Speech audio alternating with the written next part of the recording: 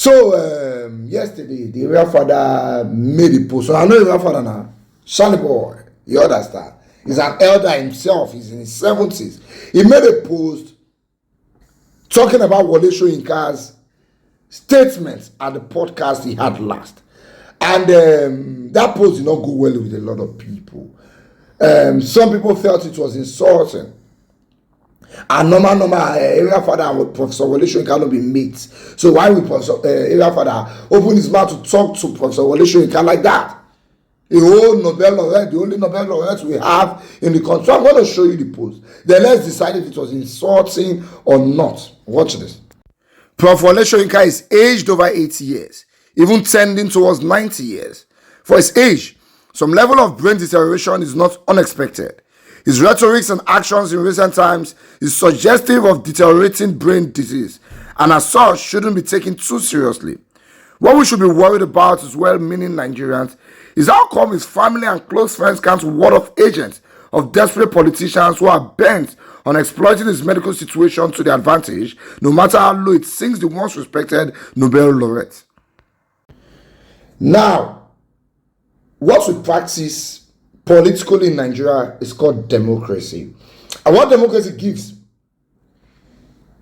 is the right to opinion that everybody has. That's one of the bad characters of democracy. So whether you are big, small, old, young, slim, or plus size, or how do they call it, any IT, so far you are a Nigerian, you have your opinion. And Wole Soyinka has his opinion. Area father himself also has his opinion. But what we don't have is the right to insult people. I don't agree with Wole Soyinka. Most times when he talks, I always have one or two problems with his points, but you cannot take it away from the fact that he has his opinion and he has the right to air there. What we don't have is the right to insult people, especially if the person is our elder. Prof. Wole Soyinka is 89 years. He's going to be 90 very soon. And the area father himself is also a grandpa. But age difference between Wole Soyinka and the area father is over 10 years, almost 13. I think the area father is about 73 or so. It's about 16 years. So calling his brain a deteriorating brain is no longer a political argument. If Wole Soyinka says, I don't trust that Peter Obi has the capacity to run this country, is his opinion. I don't agree with him, but that is his opinion. If Wole Soyinka says, I think the obedience have been unruly, and Peter Obi can call them to order and he's not calling them to order, I don't agree with him, but that's his opinion. But if every father comes and says he's old, so his brain is deteriorating, that's no longer an opinion, that's an insult. Right? And for we, the supporters of Peter Obi, people already they see us as insulting and unruly. People like the area father, who are the adults in this movement, should be the ones guiding the younger ones on how to comment on things like this.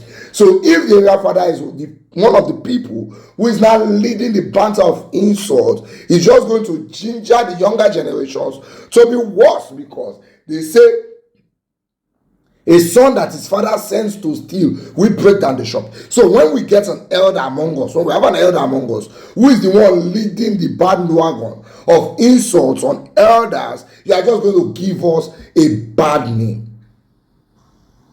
Right? So I think on this one, the area father has goofed a lot.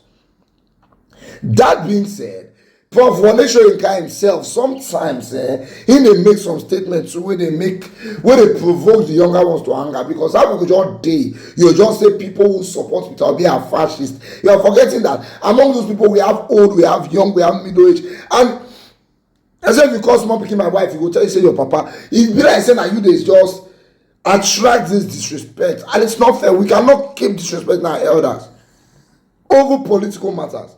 Because Peter Obi and Wole Soyinka will meet now, they will not insult each other. Peter Obi will still go and visit him in his house very soon. You know, the other. The man knows how to keep peace with everybody, so why not follow his footsteps?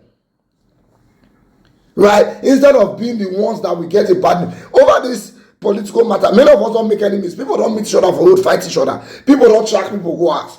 And are you insulting? Are you, come on? And the people who are fighting for knows how to play their team peacefully. If we must win the next election, because this election is past, the next election is 27. So what we should focus on doing is telling people why they should vote your candidate.